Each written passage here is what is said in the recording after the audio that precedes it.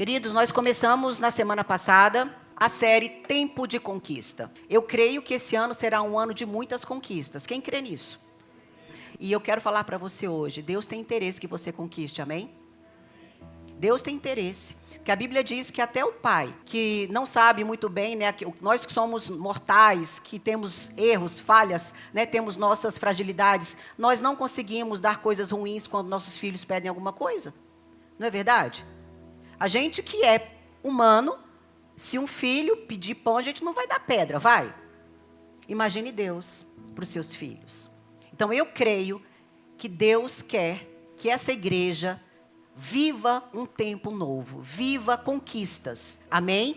E nós como igreja, individualmente também vamos ter as nossas conquistas individuais, amém? E hoje nós vamos trabalhar, nós falamos sobre o poder de um chamado. E hoje nós vamos trabalhar o poder de uma visão. Amém? Eu quero que você leia comigo Números 13, de 25 a 30. Vou ler aqui com vocês, que a minha versão está um pouquinho diferente. Depois de passarem 40 dias explorando a terra, os homens retornaram a Moisés, a Arão e a toda a comunidade de Israel em Cádiz, no deserto de Parã. Relataram o que tinham visto e toda a comunidade e mostraram os frutos que trouxeram da terra. Este foi o relatório que deram a Moisés. Entramos na terra a qual você nos enviou e, de fato, é uma terra que produz leite e mel com fartura. Aqui está o tipo de fruto que nela há.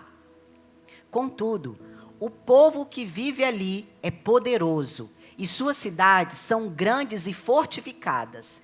Vimos até os descendentes de Enaque. Os amalequitas vivem no Neguebe, e os hititas, jebuseus e amorreus vivem na região montanhosa. Os cananeus vivem perto do litoral do mar Mediterrâneo e no vale do Jordão. Calebe tentou acalmar o povo que estava diante de Moisés. Vamos partir agora mesmo para tomar a terra, disse ele. Com certeza podemos conquistá-la. Na minha versão, Calebe fez o povo calar-se perante Moisés e disse: subamos e tomamos posse da terra, é certo que venceremos. Amém? Eu quero começar essa mensagem fazendo duas perguntas. A primeira delas é: quantas vezes você já esteve diante de alguma oportunidade e você atrasou aquilo que Deus tinha preparado para você? Essa é a primeira pergunta. Quantas vezes você ficou de frente a uma oportunidade e você atrasou o que Deus tinha preparado para você? A segunda pergunta: quantas vezes a promessa estava diante dos seus olhos, mas o medo falou mais alto? Está atenta a essa pergunta? Você já passou por uma situação assim? Então, quando eu leio esse texto, eu não sei vocês, mas me dá uma certa indignação. Vocês estão comigo? Dá, não dá? Porque eu fico pensando assim, como aqueles 10 espias foram tão insensatos e tão imaturos. Não é verdade, gente? Como eles foram insensatos e eles vieram com um discurso tão pessimista e eles foram os agentes para roubar a oportunidade daquele povo. Eles escolheram o caminho mais difícil e eles atrasaram a conquista. Mas quando eu fico indignada e logo após vem uma vozinha e fala: epa, não são só eles que são assim não. Será que são só eles? E aí eu me deparo que cada um de nós tem essas duas características desses espias. Tem pessoas que elas avaliam pelas lentes das circunstâncias negativas.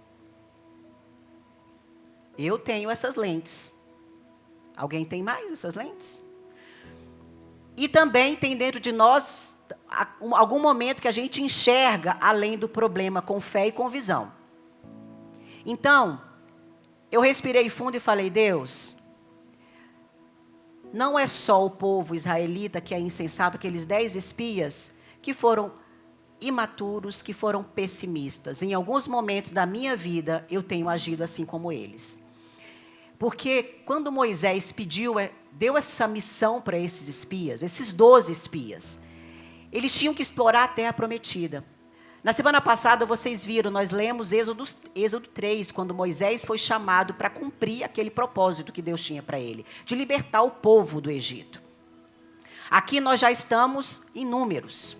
Então, aquele povo, ele viu, ele passou com pés secos entre aquele paredão de mar, do Mar Vermelho. Eles vivenciaram a manifestação do poder de Deus. Eles vivenciaram, olharam para tudo que Deus fez ali para libertá-los. E o que ele fez ali também no deserto. A Bíblia diz, gente, olha que coisa incrível. Parece que a gente já lê isso tantas vezes que parece que passa desapercebido. Quando a gente pensa o seguinte, as roupas daquelas pessoas não estragavam. Os sapatos, eles não corroíam. Que Deus colocou uma nuvem protegendo para que eles não pudessem ter insolação durante o dia. E uma coluna de fogo para ajudá-los à noite. Gente, isso é incrível. Eles viram, presenciaram tudo isso. E eles estavam próximo do tempo de conquista. Então, aquelas 12 pessoas, eles viram a mesma terra.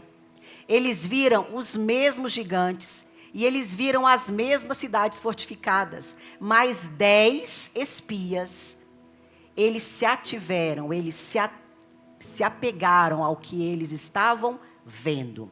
As circunstâncias, as dificuldades, os gigantes. Eles estavam vendo a mesma terra, o mesmo lugar que Caleb e Josué. Só que isso, queridos, Josué, vocês viram como Caleb falou, gente, nós vamos vencer, vamos para cima, vamos partir para cima. A mesma terra, tudo eles viram igual. Josué e Caleb, eles estavam vendo além do que as vistas deles estavam vendo. Eles estavam olhando por fé. E essa é a diferença de vista e visão. Só que essa diferença deles mudou a história. E o povo, em quem que o povo acreditou, gente? Aquele povo que viu todos os feitos de Deus ali no deserto. Moisés bateu na rocha ali e saiu água. Eles reclamavam que estavam cansados do maná, que estavam com fome, aí Deus mandava codornizes para eles comerem. O próprio maná, eles eram alimentados diariamente pelo próprio Deus. E eles quiseram e escolheram ouvir a versão dos 10 espias que estavam olhando as dificuldades. E isso mudou tudo. Ele atrasou toda a promessa. Ali era o momento de dar uma guinada no povo de Israel. Eles iriam conquistar aquela terra. Deus já tinha garantido para ele que eles iriam tomar aquela terra. E eles já tinham vivido experiência. Quando Josué passou pela primeira batalha, em que Moisés ficava lá com as mãos erguidas, enquanto ele estava com as mãos erguidas, o povo batalhava e vencia. Quando Moisés abaixava as mãos, eles perdiam. Então eles viam, vamos lá, vamos ajudar. Um ficou de um lado, outro ficou do outro. E sustentou. Deus se mostrou ali o tempo inteiro e mostrou que se eles estivessem e cumprissem o que Deus falou, eles seriam vitoriosos. É incrível isso, mas o povo escolheu ficar com a versão dos 10 espias pessimistas. E o que aconteceu, queridos? Mudou tudo. Só Caleb e Josué entraram na terra e conquistaram. Toda aquela geração, todo mundo morreu. E eles ficaram vagando, rodando o deserto, até que todos morressem. Só os filhos daquelas pessoas entraram. O que a gente aprende com isso, queridos? A gente aprende que é a visão e não a vista que determina o seu destino. Prestaram atenção no que eu falei? É a nossa visão, ou seja, a nossa fé, o que a gente vê além do que a gente está vendo, que define onde nós vamos chegar. Então a gente aprende que quem tem uma visão vai mais longe. E eu quero que você entenda nessa tarde, nesse final de tarde, início de noite, nós estamos vivendo um tempo de conquista. Mas para a gente ter esse tempo de conquista, nesse tempo pode faltar recurso, pode faltar respostas, pode faltar tudo o que a gente possa imaginar. Mas o que não pode faltar é a visão. Amém? Nós não podemos faltar a visão, porque a gente já entendeu que a visão decide se nós vamos conquistar o que Deus tem para nós ou se a gente vai morrer no meio do caminho. Porque aquelas pessoas que não acreditaram nas promessas de Deus, no que Deus já tinha feito por eles, todos morreram. Você quer conquista esse ano? Você tem conquistas esse ano para você? Falar, eu quero, eu tenho, eu almejo, eu desejo. Então, meu querido, minha querida, para de olhar para as dificuldades e olha para o que Deus tem para a sua vida, amém? Não são as dificuldades que vão decidir o nosso rumo. Nós temos que olhar e focar no que Deus tem para nós. E eu já falei para vocês que Deus é o maior interessado em que a gente conquiste. Por isso que eu comecei perguntando, você já esteve diante de uma oportunidade, você estragou essa oportunidade com o seu medo, com o seu pessimismo? Então a gente vai olhar para esse texto bíblico hoje e nós vamos extrair algumas lições para a nossa vida, amém? Porque para viver o seu tempo de conquista, você precisa viver por uma visão e não por vista. Por quê, gente? A primeira lição que a gente aprende, a vista foca no problema. E a visão foca na promessa. Vamos repetir comigo? A vista foca no problema. A visão foca na promessa.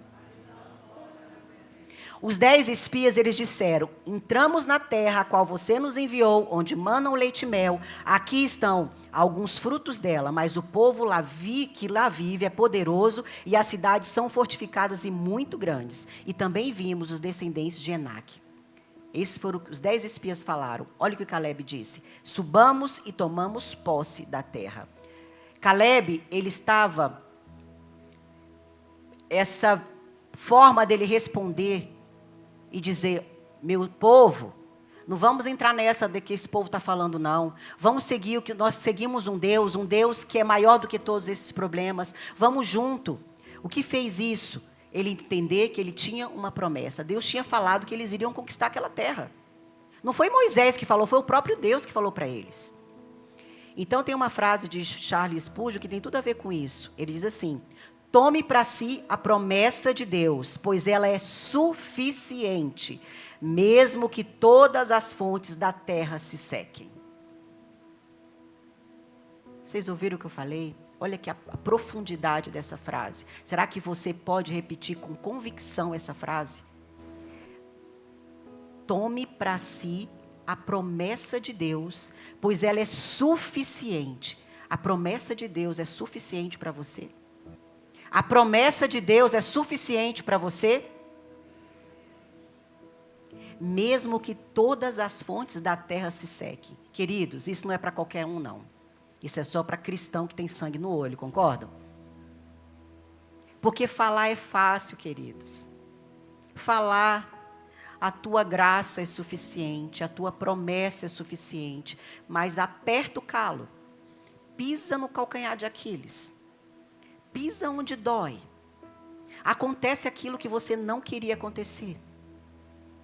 Você vai dizer, Deus, a tua promessa é suficiente para mim?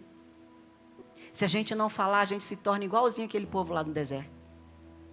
Se a gente não decidir hoje fazer isso, viver por visão e não por vista.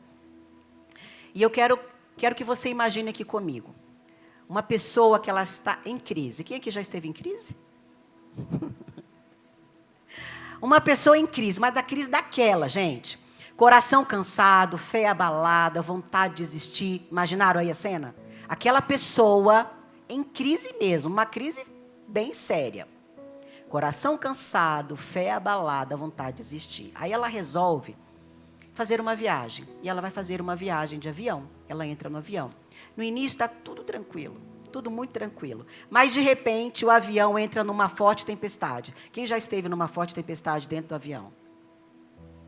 Eu já tive em turbulência. É desesperador, não é não, gente? Ali você não tem escapatória. Ou é segura na mão de Deus e vai e fala, nós vamos cair. Não é não, gente? Tempestade, daquelas absurdas. Aquela de balançar tudo, aqueles trovões, raios, desesperador. Aí ela olha pela janela e ela vê nuvens densas, céu escuro, relâmpagos. Aí um pensamento vem. Vai cair. Eu não vou suportar. Isso é vista. Interpretar tudo pelo caos do momento. Isso é vista. Pegaram aí? Mas o que acontece? O avião sobe. E aí rompe as nuvens. E sabe o que acontece? O sol aparece. Acima das nuvens, o céu está limpo. A tempestade só existe lá embaixo. Mas ela não está mais movida, não está sendo governada pela vista, pelo aquele caos da tempestade. Ela está olhando acima da tempestade. E onde o avião subiu, o sol apareceu. Aí ela escuta a voz do Espírito Santo como num sussurro, dizendo assim: o sol nunca deixou de brilhar. Só estava encoberto pela sua perspectiva. O problema, ele não sumiu. Deus continuou soberano. Isso é visão. Eu gosto muito da música do Kleber Lucas, antigo Kleber Lucas, sabe? Eu vou seguir com fé aquele, o meu Deus é maior que os problemas, eu não temerei, que mesmo que a figueira não floresça, né, que não haja fruto na vide, eu não temerei, porque eu sei que além das nuvens o sol vai continuar a brilhar. Então, quando eu estava fazendo essa mensagem, eu me lembrei dessa música, eu falei, gente, é isso mesmo. Foi o que de fato essa mulher experimentou, essa mulher imaginária que nós estamos falando dela aqui, ela experimentou. Ela entendeu, e isso é ter visão, ela entendeu que acima das nuvens, o sol está brilhando. Aquilo é só um momento, uma tempestade, mas ela é passageira. Ela é passageira. Os 10 espias, eles disseram, os gigantes são grandes demais. Caleb disse, Deus é maior. Você pode dizer, diante da sua tribulação, diante da sua necessidade, diante daquela decepção e da frustração que você está vivendo, Deus é maior? E hoje eu quero te convidar para que você fale. Porque, queridos, a primeira palavra, essa palavra foi primeiro para mim. Tá? Para mim. Porque essa semana eu estava naquela de umas crises. Porque a mulher, né? A mulher é algo que a gente precisa realmente estudar, né? Porque eu fico com pena às vezes dos homens. Só às vezes. Porque, na verdade, principalmente uma mulher cinquentona. Que está vivendo os dilemas dessa fase. Que, gente, eu não sei porque Deus fez isso com a mulher.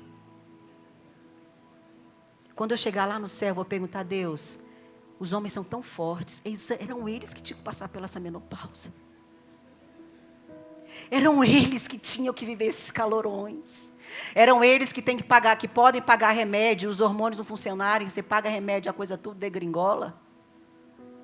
Gente, eu achei que envelhecer fosse difícil, mas não tanto. Estou abrindo meu coração aqui para vocês, queridos. Você gasta com remédio, toma hormônio, faz não sei mais o quê, troca remédio. Tarana. Aí você pega os seus exames, progesterona, 0,18. Estradiol, 0,7. Testosterona, menos 50. Isso é desesperador, queridos. Desesperador. E eu não sei você, mulher, minha companheira de luta.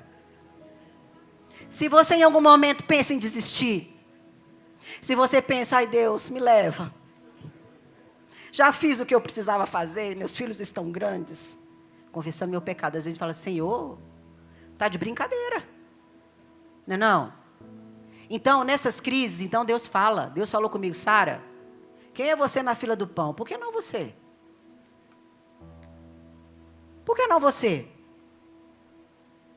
Por que é você que não pode passar pelos... Eu estou com calor aqui, ó, já estou morrendo de calor. Então, queridos, Deus falou ao meu coração. Fora essas questões, né, de idade, menopausa, crises. Porque nós vivemos crise, gente. Pastor Fernando pregou aqui sobre frustração. Quem nunca? Quem nunca se frustrou, quem nunca se decepcionou?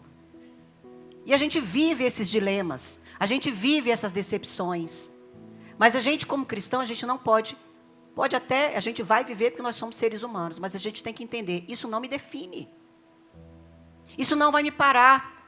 Eu não vou olhar para a minha vida por meio dessas circunstâncias, de coisas que não funcionaram, coisas que deram errado um monte de vezes na minha vida. Eu tenho que fazer diferente. Eu tenho que acreditar e ter uma visão e confiança, fé num Deus que é maior de todos os problemas. Amém, queridos? Esse é o meu problema. Talvez você nem passe pela menopausa, nem está perto, mas tem outros que todos nós temos. Todos nós temos problemas, todos nós vivemos dificuldades, todos nós precisamos de um milagre na vida, sim ou não? A gente precisa. Mas se a gente foca, queridos, pelas circunstâncias, a gente vai morrer no deserto. Porque a Bíblia diz em 2 Coríntios 5,7, porque nós vivemos pela fé e não pelo que vemos. A Bíblia está nos ensinando, ela é clara. Porque, queridos, vista é o que os olhos captam, visão é o que a fé enxerga. Vista é o que a gente capta, a dificuldade, o problema, a decepção, a frustração. Fé, visão é o que a fé enxerga. Colossenses 3,2, mantenham o pensamento nas coisas do alto e não nas coisas terrenas. É exatamente a mulher que estava naquele avião, ou a pessoa que estava naquele avião e olhou para o alto. Queridos, é olhar para o alto. Nesses momentos em que a gente tem vontade de desistir, que a gente tem vontade de falar, Deus, Deus, eu não aguento mais. Fala, olha para cima. Porque o sol está lá. O sol não deixou de brilhar. É sair desse nível dos problemas, da minha visão, das minhas circunstâncias, do que eu estou vivendo hoje, falar, eu não entendo porque eu estou vivendo isso, eu não sei porque eu estou passando por isso, mas eu creio num Deus que é maior do que tudo isso. Nisso que nós precisamos confiar. Eu não entendo, talvez nem entenda. Nunca entenda, mas eu preciso confiar no Deus que faz promessas. Sara, eu não tenho promessa. Tem sim, meu querido. Tem sim, abre a palavra. Tem milhões de promessas aqui para você. Deus tem promessas para você. Tem promessas para mim. Salmo 121 diz, eleva os meus olhos para o monte, de onde virá o meu socorro, queridos. É isso. Quem vive por visão, eleva os olhos para o alto, de onde que vai vir o nosso socorro. Muitas pessoas acham que é pedindo socorro para o outro, a gente pode até pedir, mas é achando que reclamando da vida. Porque, queridos, uma coisa que é fato, nós somos muito reclamões. A gente reclama demais. A gente murmura demais. E eu quero te perguntar hoje, onde que você está colocando o foco?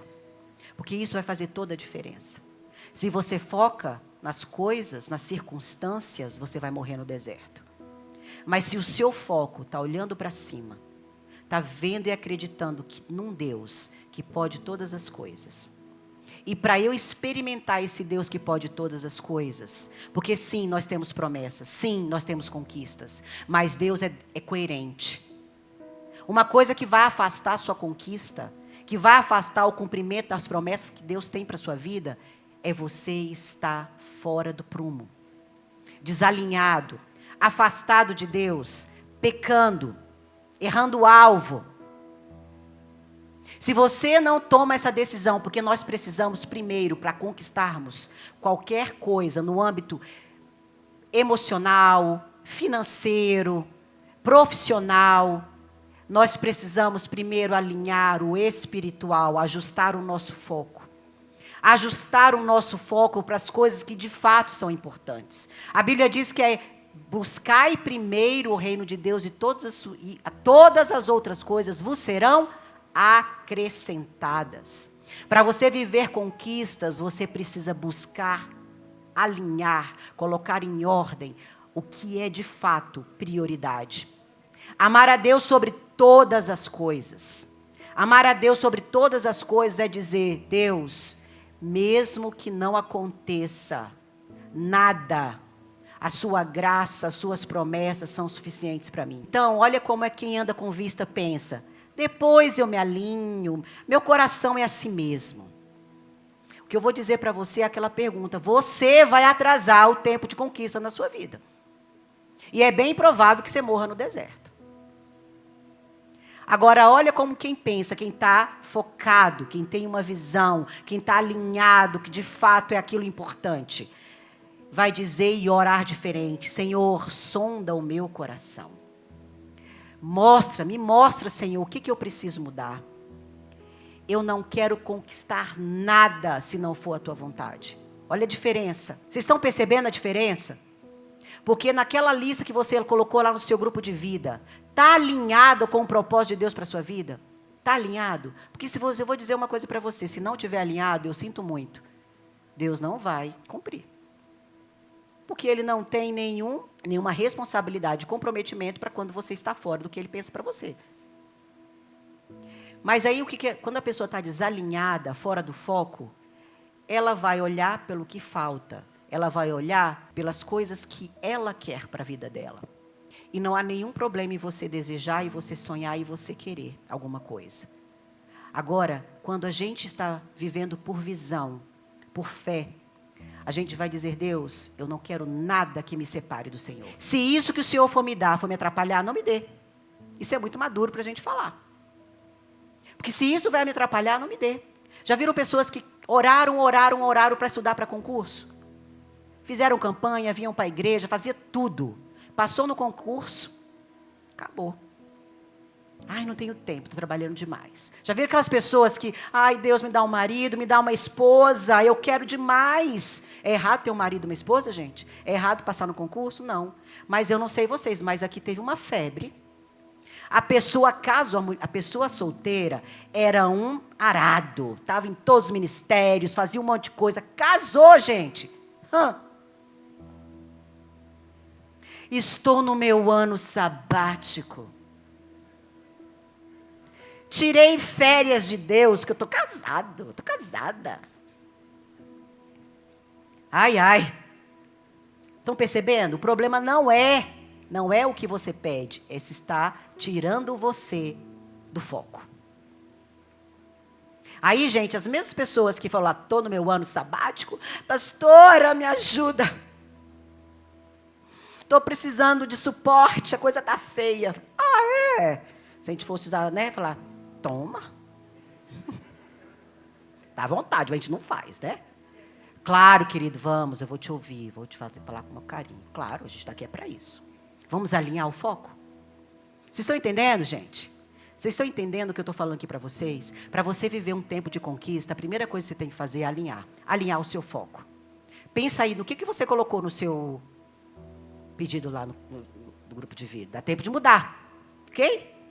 Pensa se está alinhado com Deus. E eu quero te perguntar. Eu quero que nessa noite você fale, Deus, sonda o meu coração. E eu estou dando um exemplo do que você pediu, porque isso que a gente falou que é para fazer. Nós temos que fazer a palavra na prática. Lá no grupo de vida, a gente vai trabalhar sobre isso. E na semana passada foi justamente isso que a gente trabalhou. Esse é um ano de conquistas. Nós vamos conquistar. Cabe agora saber se você vai atrapalhar ou você vai ajudar. Isso é conquista. Está nas suas mãos. E a primeira coisa é, ajuste o seu foco. Não viva, olha, como é a primeira lição. A vista, ela foca no problema. A visão foca na promessa. Amém? Então, eu quero te fazer uma pergunta agora. Eu quero que você tenha coragem de fazer essa pergunta. Para fazer para Deus mesmo. Deus, o que eu preciso mudar dentro de mim? O que eu preciso mudar dentro de mim? Que escolhas eu preciso alinhar hoje? O que o Senhor quer ajustar antes para me levar adiante? Como eu falei inicialmente aqui, é para quem tem sangue no olho, para fazer esse tipo de pergunta. Para você poder dizer, Deus, as tuas promessas são suficientes. Mesmo que o Senhor não faça o que eu estou pedindo aqui. Então eu quero que você entenda algo que é divisor de águas. Conquista sem alinhamento vira perda lá na frente. E quando a conquista começa no espírito, começa com foco, todo o resto entra em ordem. Amém? Então, viva por visão e não por vista. Por quê? A segunda lição. A vista te paralisa e a visão te impulsiona. Nós já entendemos que a vista, Foca no problema, mas a visão foca na promessa. Agora, o texto está nos levando para algo mais profundo. Está dizendo o seguinte: o que você foca determina como você age. Olha só o que acontece. Quem foca no problema, trava. Quem foca na promessa, se move. A vista gera paralisia emocional e espiritual. A visão gera impulso, coragem, ação obediente. Foi o que aconteceu com os espias. Lá em Números 3:31, não podemos atacar aquele povo, é mais forte do que nós. Os 10 espias, eles viram gigantes e aconteceu com eles? Pararam, ficaram paralisados. Calebe declarou: subamos e tomamos posse da terra, é certo que venceremos. Josué e Calebe creram em Deus. E o que aconteceu com eles? Eles avançaram. Josué e Calebe estavam negando que tinha gigantes? Sim ou não? Não. Eles apenas se recusaram a deixar que os gigantes decidissem o futuro dele. E é isso que você precisa decidir hoje. Claro que tem gigante, é claro que tem problema, é claro que tem adversidade, é claro. Mas isso não pode te paralisar, amém?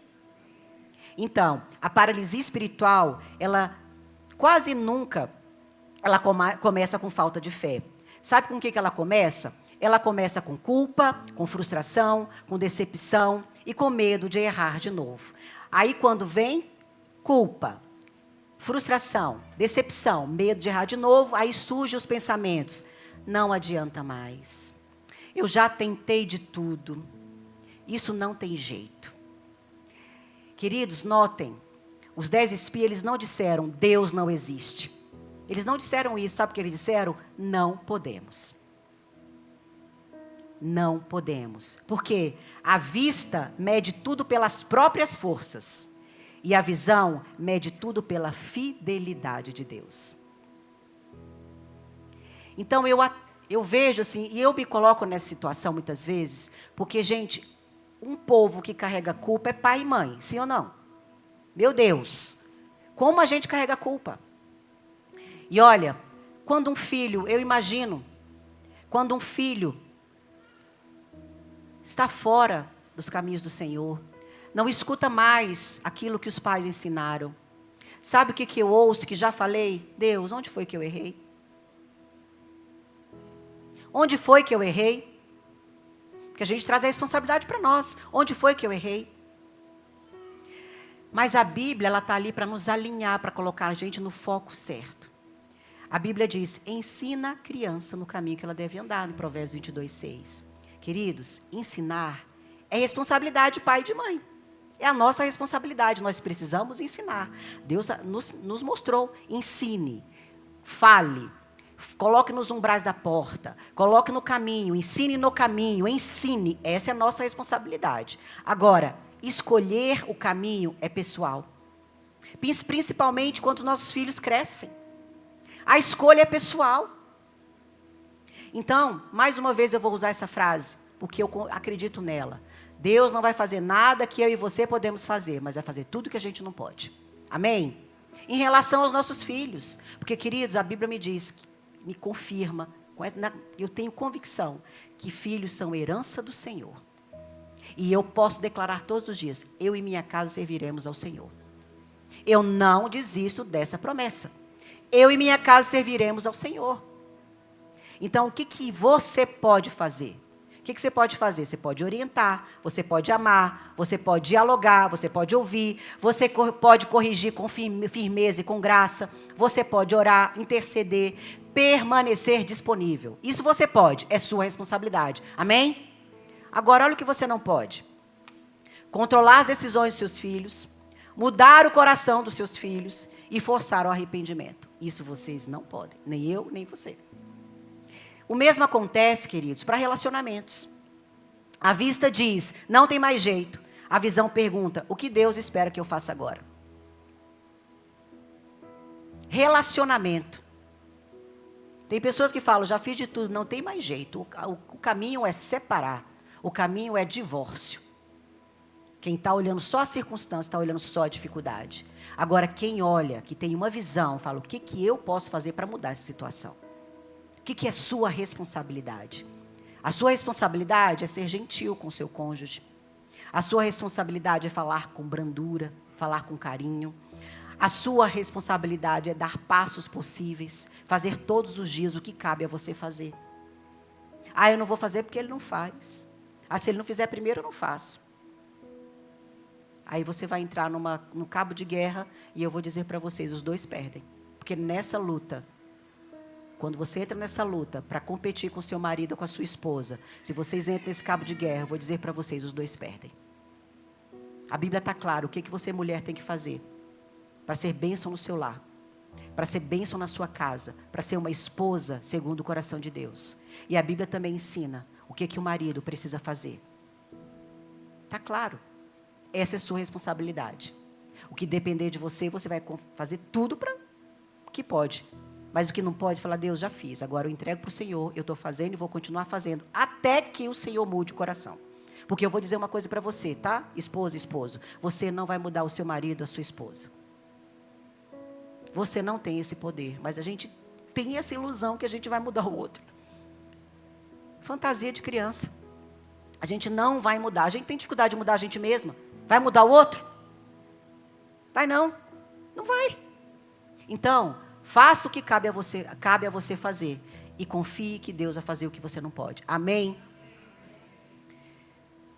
Josué e Caleb, eles foram modelo de uma visão ativa. Eles não negaram os gigantes, eles apenas recusaram a deixar os gigantes decidir o futuro deles. Por quê?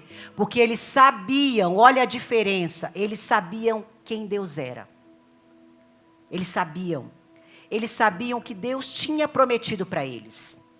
E eles sabiam o que o Deus era capaz de fazer. Você pode falar hoje, eu sei quem Deus é na minha vida. Você pode dizer como Josué e Caleb, eu sei em quem eu tenho crido, eu vou viver todas as promessas que Deus tem para mim, eu sei que Deus é capaz de fazer tudo que eu não posso. É isso. Visão verdadeira, gente, não é emoção, é convicção. Você precisa ter convicção mesmo que tudo pareça contrário. Eu acredito, eu creio, isso é fé. Isso é fé, é viver além das circunstâncias, é onde está parecendo que vai tudo dar tudo errado, mas você como uma boa filha, um bom filho de Deus vai falar, eu não sei o que Deus vai fazer, mas eu sei que Ele vai fazer, porque Ele é Deus, e as promessas dEle nunca são erradas, sempre as promessas dEle se cumprem. Se não cumpriu agora, eu tenho que aprender alguma coisa com isso, ou a esperar, ou a fazer o que eu preciso fazer, e acreditar que Deus vai fazer, amém? A vista te faz sentar e desistir. A visão te faz levantar e obedecer. A vista pergunta, por que isso está acontecendo comigo? A visão pergunta, Deus, qual é o próximo passo? Vocês estão entendendo a diferença? Então, querido, neste tempo de conquista, Deus não está te chamando para entender tudo, mas é para você não ficar paralisado diante daquilo que frustrou você. Eu não falei para você que essa semana eu estava frustrada? Eu falei, Deus, já fiz um monte de coisa e nada deu certo. Deus, a minha vontade de desistir. Minha vontade de jogar isso para o alto. Eu fiz isso essa semana. Aí eu respirei fundo. Falei, Deus, é isso que você quer falar para mim? Amém, eu recebo. Eu não vou olhar para o que está acontecendo agora. Eu vou olhar para o que o Senhor tem prometido para mim. Não é no meu tempo, é no seu tempo. E eu confio que o seu tempo é bom. Eu acredito que a tua vontade ela é boa, perfeita e agradável. E eu vou aceitar o que é para ser, que for acontecer na minha vida. Eu aceito e vou viver um dia de cada vez. Amém, queridos? É assim que a gente tem que fazer. Vista. A gente precisa entender que a gente não é para viver, para a gente viver por uma visão e não por vista. Porque a terceira lição. A vista te enche de medo, a visão te enche de coragem. Nós já aprendemos que a vista foca no problema, paralisa e nos prende. Aí o texto está aprofundando mais um pouquinho. Por quê? Quando você olha errado, o que você vê? Você vê gigantes, você sente medo e você recua. Agora, quando você enxerga com a visão, você vê Deus, você sente coragem e você avança. Amém? Você avança. Os 10 espias disseram, a terra para a qual fomos em missão de reconhecimento, devora os que nela vivem. Todos os que vimos são de grande estatura, são gigantes. O que Josué e Caleb disseram? A terra que percorremos em missão de reconhecimento é excelente. Se o Senhor se agradar de nós, Ele nos fará entrar nessa terra onde manam leite e mel e a dará para nós.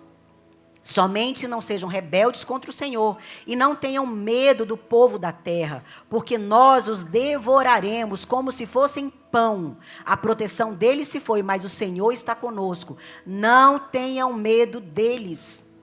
Você viu a diferença? Não tenham medo deles. Olha, nós vamos devorá-los como se fossem pão, com o Senhor, não pela nossa força. Então, o que aconteceu? Os 10 espias, eles interpretaram o que eles estavam vendo pela lente do medo. E Josué e Caleb interpretaram a realidade pela presença de Deus na vida deles. O medo, ele exagera os problemas. A visão revela a companhia de Deus. Queridos, eu quero deixar isso muito claro aqui. Não é pecado sentir medo. Nós somos seres humanos, a gente sente medo. Sabe qual é o problema do medo? É quando ele passa a decidir, passa a dirigir as nossas decisões. Aí é o problema. A gente já ouviu falar que coragem não é a ausência de medo, é obedecer e fazer apesar do medo. Isso é ser corajoso. Deus nunca disse assim, olha, não temas porque não haverá gigantes. Ele falou isso? O que ele falou? Não temas, porque eu sou contigo. Perceberam a diferença? Gigantes vão estar lá, mas não temas, porque eu sou contigo. E ele me trouxe aqui hoje para dizer, não temas, eu sou contigo. Esse problema que você está achando grande demais, que é um gigante intransponível, ele está dizendo para você, não temas, eu sou contigo. Amém, queridos? Eu não sei o tamanho do problema, mas Deus sabe. E você não pode se apegar ao tamanho deles. Queridos, você sabe qual que é a frase-chave? O medo é o caminho de quem decide morrer no deserto. A coragem é o caminho de quem decide enfrentar gigantes. Você está preparado para enfrentar os gigantes que estão aparecendo na sua vida? Não, Sara, eu não estou não. Então se prepara. Porque senão você vai morrer no deserto. Aqui não tem outra opção, é morrer ou viver. Se você desiste, se você resolve olhar para o gigante e falar, ai, tadinha de mim, coitadinha de mim, oh Deus, não existe pessoa que sofra mais do que eu. Lascou. Vai morrer. Mas você pode dizer, Deus, está doendo, estou sangrando aqui, está difícil, mas eu vou crer. Está muito grande esse gigante, mas eu vou fazer igual Davi, vou arrumar uma pedra e eu vou dar na testa dele. Amém, queridos? Prepara a sua pedra. Se você não está, você está com receio, está com medo, porque é isso que quando a gente olha para as circunstâncias, quando a gente olha para os desafios, a gente tem medo. É natural, mas não se deixe paralisar pelo medo.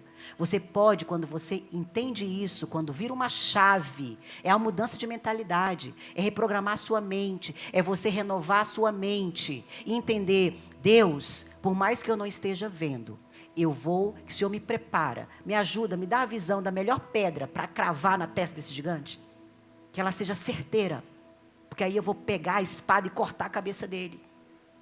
E ele vai morrer, eu não vai ter mais, não vai decidir o meu destino. Porque é isso, gente, o inimigo, ele quer nos paralisar. E ele usa esse artifício, nos colocar com medo. Nos deixar com medo.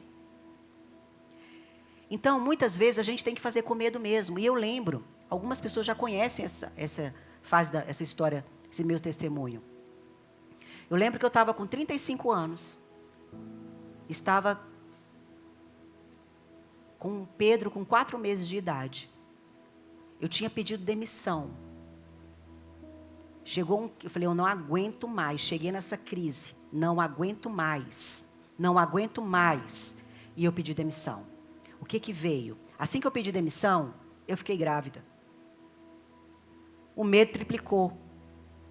Se com o meu salário estava difícil, agora, sem o meu salário e grávida de mais um filho, Jesus, o que vai ser? Me deu medo. Deus, como é que eu vou pagar minhas contas? Deus, eu quero mudar de profissão. Mas eu não tenho dinheiro. Se eu estou sem salário, como é que eu vou pagar uma faculdade? Vocês estão entendendo? Só comigo? A gente tem medo. E aí, com 4 meses, o Pedro estava com 4 meses, e eu estava tão feliz que eu estava com ele, que eu não pude ficar na licença maternidade depois de 5 meses com o Arthur. Eu estava feliz porque eu estava, né, tinha as benesses de estar sem trabalhar, porque eu poderia ficar com ele, mas eu decidi, eu vou fazer uma faculdade. Eu vou com medo. E eu fiz minha inscrição, gente, as aulas já tinham começado. Eu comecei no final de fevereiro. E aí pense no tanto de coisa que tinha que estudar e para ler. Eu já estava enferrujada, tinha anos que eu não estudava. Eu trabalhava, mas eu não estudava como eu na faculdade. Como eu estudei na primeira faculdade, eu passava, tinha muito tempo. Me formei com 24 anos de idade. Então, para estudar, sentar no banco de faculdade, depois com 35, 11 anos enferrujada. Gente, mas eu estava enferrujada mesmo. Eu li um texto, eu não entendia. Eu tinha que ler o texto 10 vezes para entender, porque, gente, psicologia é difícil. Tem um monte de coisa para ler.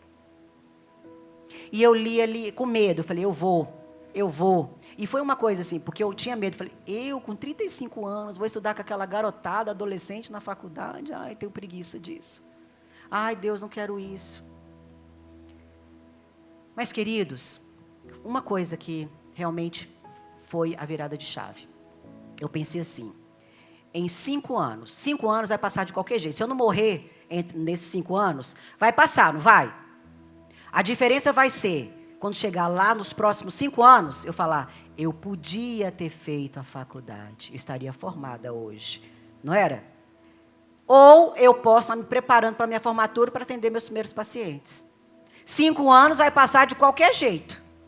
Eu falei, eu vou enfrentar, encarar. Fui com medo mesmo.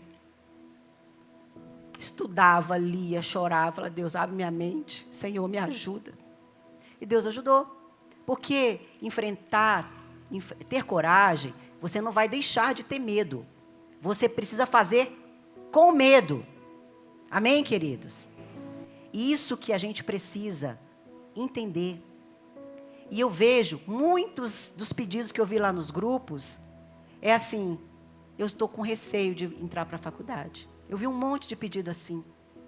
Porque, queridos, nós somos uma igreja de pessoas que sonham muito grande. E isso é maravilhoso. Mas que tem medo, inclusive, até de falar, será que esse sonho um dia vai se realizar? Será que isso é para mim? Da mesma forma que eu pensava, será que isso é para mim? Eu não tenho dinheiro, eu estou enferrujada. Será que a faculdade é para mim? Tem muitos medos. E eu vi muita gente querendo crescer, querendo estudar para concurso, querendo fazer faculdade. E eu quero dizer para você, o medo pode estar dizendo, você não tem dinheiro. Você já passou da idade, você não vai dar conta. Mas a visão, ela pergunta, e se Deus estiver te chamando para confiar? E se Deus estiver te chamando para confiar? É isso que você tem que olhar, não importa. Então, se essa for a vontade de Deus, Deus vai dar os recursos. Deus vai dar os recursos. Eu não tenho idade, a gente não tem idade para aprender. Não tem idade. Eu lembro na minha faculdade tinha uma mulher, um senhorzinho, de 85 anos, ele ainda tinha câncer. Estava lá nos bancos da faculdade, eu com 35 falando, estou velha. Vocês estão vendo? Não existe idade para aprender, nós podemos aprender o tempo inteiro. Deus nos deu cognição, nos deu inteligência. Então, queridos, se esse é a sua conquista, corre atrás. Não desanima. O medo pode querer te parar, mas não deixa ele te parar, amém? Jeremias 29 diz assim, porque eu sei os planos que eu tenho para vocês. Queridos, eu sei que Deus tinha planos para mim, numa nova profissão. Eu já estou querendo mudar de profissão de novo. Mas eu sei que Deus tinha planos. E eu sei que Deus me usa na minha profissão. E se eu tivesse falado, não dou conta, estou com medo, não quero estudar, olha isso. Deus ia escolher outro, claro que Deus tem outras pessoas, mas Ele queria que eu fizesse isso. E Deus está falando com você. Deus tem um chamado para você. Deus tem lugares que só você pode ir. Tem lugares que só a sua voz vai ser ouvida. E é nisso que você precisa apegar. Amém? Provérbios 16:3 diz, consagre ao Senhor tudo o que você faz. Os seus planos serão bem-sucedidos. Isaías 41:10 diz: não temas, porque eu sou contigo. Não te assombres, porque eu sou o teu Deus. Eu te fortaleço, eu te ajudo, eu te sustento com a minha destra de justiça. Amém? Então, queridos, Deus não chama os capacitados, Deus capacita aqueles que decidem confiar. Amém? Deus capacita quem decide confiar. Então, decida hoje que você não vai morrer no deserto, mas você vai caminhar com coragem rumo à sua terra da promessa. Amém? Eu não sei qual é a sua promessa, eu não sei qual é a sua conquista, mas você sabe e Deus sabe. Então, não deixe o medo te paralisar, amém? A quarta lição, porque viva por visão e não por vista, a quarta lição é: a vista olha para o presente, a visão sonha com o futuro. Nós já aprendemos que a vista foca no problema, mas a visão foca na promessa. A vista paralisa, mas a visão impulsiona. A vista gera medo, mas a visão gera coragem. E agora a gente vai dar mais um passo para o final. A vista te prende no presente, mas a visão te projeta para o futuro. Gente, quem vive só de vista, só sobrevive. Mas quem vive de visão, planeja, sonha, constrói. Amém? Os 10 espias disseram: não podemos atacar aquele povo, é forte demais para nós. Mas Caleb disse: subamos e tomemos a posse da terra. Então, queridos, viver por visão te levará a sonhar com o futuro. Amém? Eu sonho com o meu futuro. Eu sonho com o meu futuro. Os 10 espias, eles estavam presos no agora. Então eles estavam presos. Eles são mais fortes, não dá, é perigoso. Caleb estava vivendo antes do tempo dele. Vamos subir, vamos possuir, vamos construir. A visão pergunta: o que eu estou enfrentando? A visão pergunta: o que Deus está preparando? Então, queridos, eu fico imaginando, enquanto Caleb e Josué estavam sonhando, eles viram frutos grandes, o que eles imaginaram? Fartura. Eles viram uma boa terra, o que eles imaginaram? Estabilidade. Eles ouviram a promessa e eles imaginaram a vida além do deserto. Sabe o que aqueles 2 espias estavam imaginando? Eles mortos dentro do caixão. Era isso que eles já estavam imaginando. Mortos dentro do caixão. Se a gente lutar com esse povo, nós vamos morrer. Quem tem visão não só vê gigantes, vê possibilidades. Amém? Então, queridos, quantas pessoas chegam até mim em crise, com dificuldades? Já conversou com pessoas que estão em momentos complicados? Aí você fala assim: querido, querida, tenta isso. Quem sabe se você fizer isso? Aí a pessoa fala: pode ser. Mas tem tanta dificuldade, eu já tentei isso, não deu certo. Aí você fala outra coisa, ela diz: sim, mas é tão difícil, é tão complicado. Lá no meu íntimo eu falo: gente, dá vontade de dizer assim: você não quer sair dessa situação não, meu querido, minha querida. Porque tudo na vida, gente, tem ônus e bônus. Tudo. Eu tive que, para entrar na faculdade, eu tive que abrir mão do tempo que eu passava com meu filho. Eu tive que abrir mão de ser esposa troféu, porque você queria. Eu queria ser esposa troféu. Mas minha condição não dá. E eu também acho que eu não ficaria tão feliz. Eu ficaria um mês feliz como esposa troféu. Porque o meu chamado não é para ser esposa troféu. Ok? Eu ficaria bem, tipo umas férias de esposa troféu. Mas Deus não queria isso para mim. Então, eu fui pensando, eu tive que ter ônus e bônus. Mas as pessoas querem mudar de vida, querem romper as suas dificuldades, mas elas não querem sair do lugar. Então, tem gente que não está sem saída, está sem disposição para mudar. Esse é o seu caso? Não é que você não tenha saída, você está sem disposição para mudar, porque dá trabalho mudar, gente. Dá trabalho pegar um caminho diferente, aquilo que você não conhece. O novo dá medo. Mas já aprendeu que a gente tem que ir com medo mesmo, não é mesmo? Gente, o próprio Jesus já disse que a gente teria aflições e era para a gente ficar firme, que ele venceu o mundo e a gente também ia vencer. Ele também, a Bíblia diz que em Romanos 12:2, não se conforme com este mundo, mas transformai-os pela renovação da sua mente. A sua mente precisa ser renovada. Renovar e aprender. O que é renovar a mente, gente? A gente já está aberta para sonhar novo. Gente, Deus tem novidade de vida para nós. Deus tem sonhos lindos para nós. E talvez a gente está aqui enterrando o sonho. No livro do N. Cordeiro, Liberador de Sonhos, ele fala o seguinte: Ele diz que o lugar mais rico da terra é o cemitério, pois lá estão muitos sonhos enterrados que não foram vividos. Você está enterrando o seu sonho? Tem pessoas que falam para mim, Sara, eu não tenho mais sonhos, eu cansei de sonhar, foram tantas decepções, foram tantas frustrações, eu nem me dou mais esse luxo, eu estou vivendo um dia de cada vez, o que vier é lucro. Mas eu quero dizer para você, quem escolhe viver por visão, sonha, constrói, olha adiante, vislumbra um cenário diferente, tem fé de que a vida vai mudar, sonha. E, Sara, eu não tenho sonhos. Então eu vou dizer o seguinte, peça para Deus gerar sonho no seu coração. Peça para Ele gerar o sonho no seu coração.